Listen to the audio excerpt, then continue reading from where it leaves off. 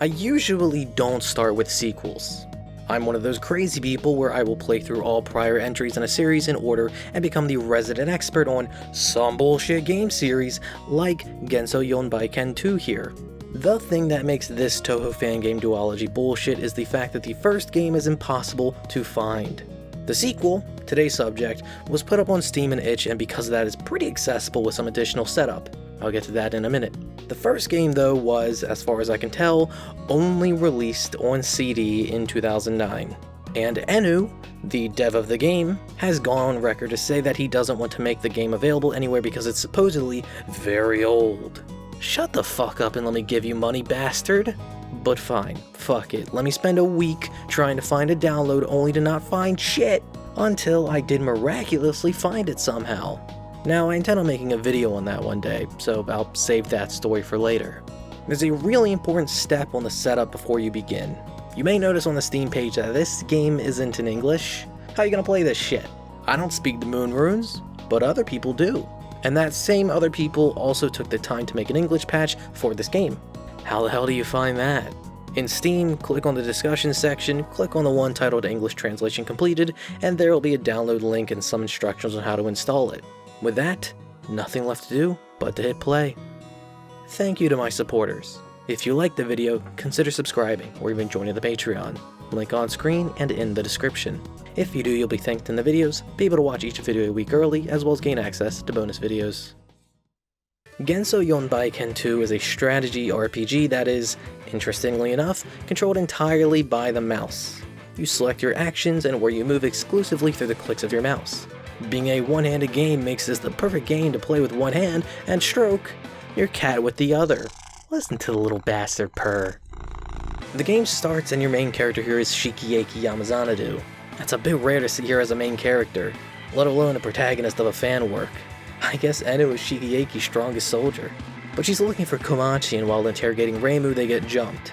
Remilia, Oku, Mamizo, and Sega show up and beat them the fuck down and steal Shikieki's Shaku for some unknown, mysterious reasons that we'll find out at the end of the game that won't be some of the dumbest fucking motivation I've ever seen.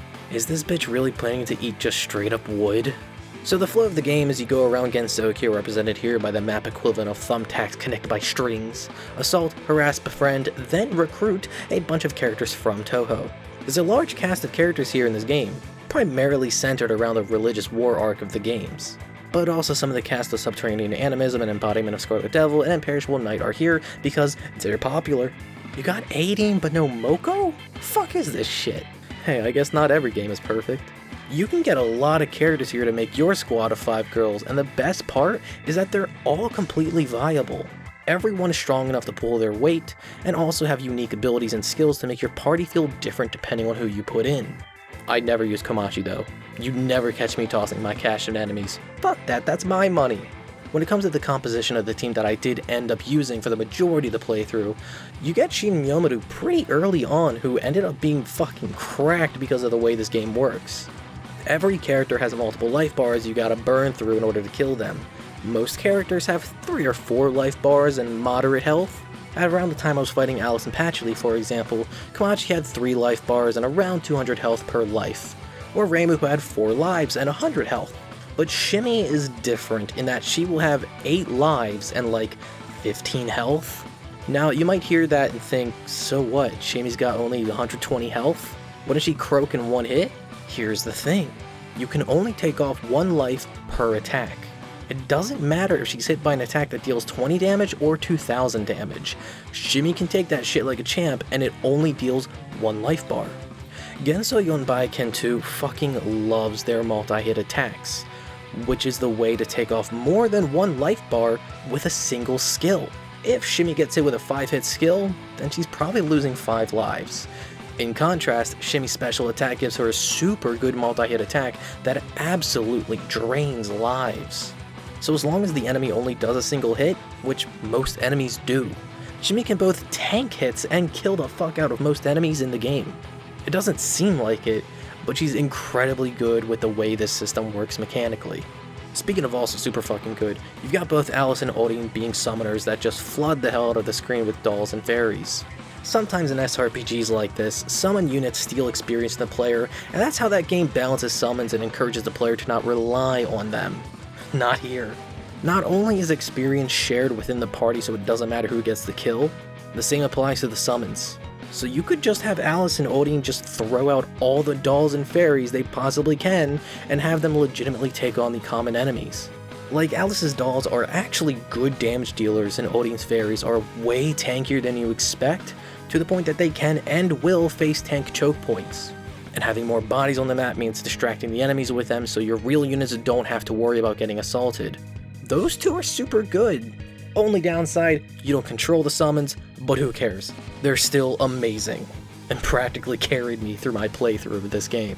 You eventually get Raisin, who has a super good skill that gives her invulnerability for the next 3 times she gets attacked, which is fucking insane. Like, I get that's in reference to her bomb in Touhou 15, but in a setting like this, she's actually invulnerable and never at risk. Especially since she's a backline unit who can easily snipe from several tiles away. But Raisin is not the only character that can get an invulnerability skill. She just has the best one though. There are hidden upgrades for each character. Like Odin's fairy summon is hidden until you spend some points on her and it unlocks. But there is a universal secret skill that every character can get called Supernatural Border, which opens you up to some truly degenerate plays. In case you're curious, you need to level up both physical and magic damage defense to 15 or 20% and then you can get it. That skill makes you invulnerable against the next attack, which can be really good. Damn near mandatory for the fight against Yuka. Man, fuck the Yuka fight. That shit is ass.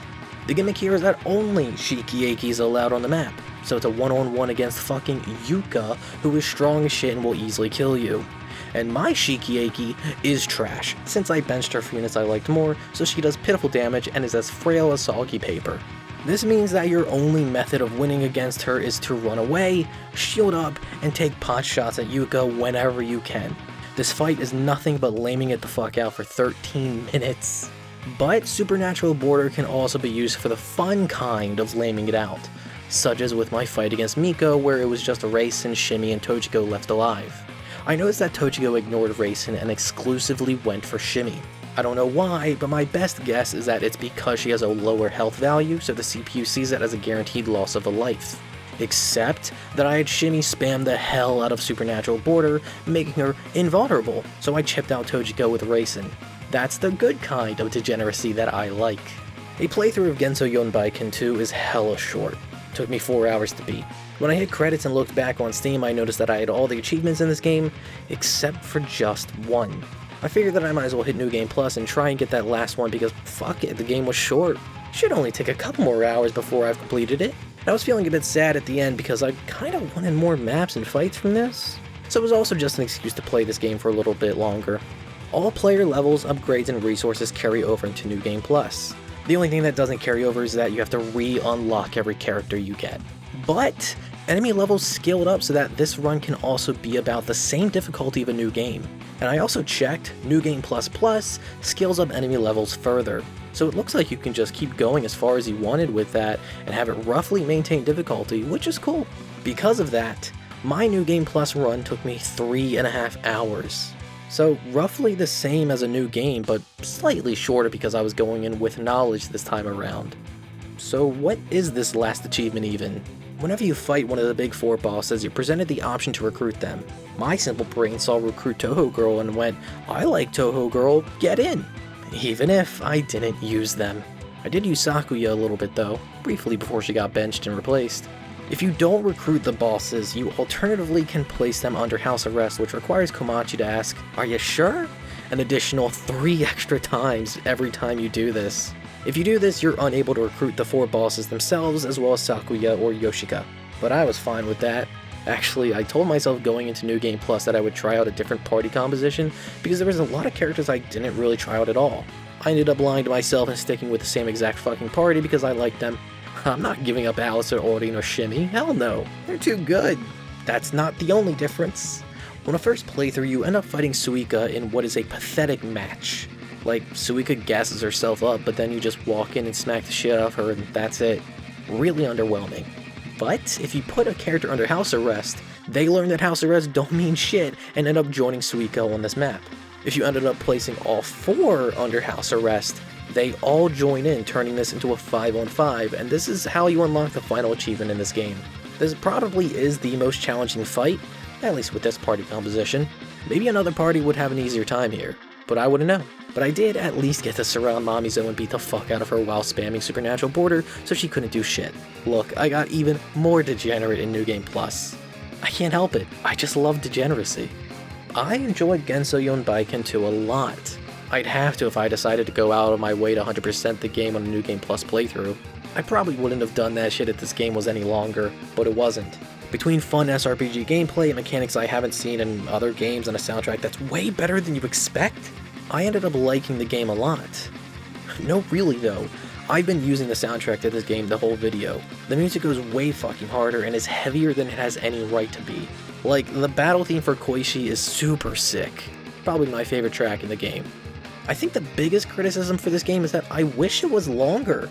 My second biggest is Nomoko, but that's besides the point. It's fun, but that fun should last longer. Even with that, I would recommend playing what is there and available of GensoYonbaiKen 2.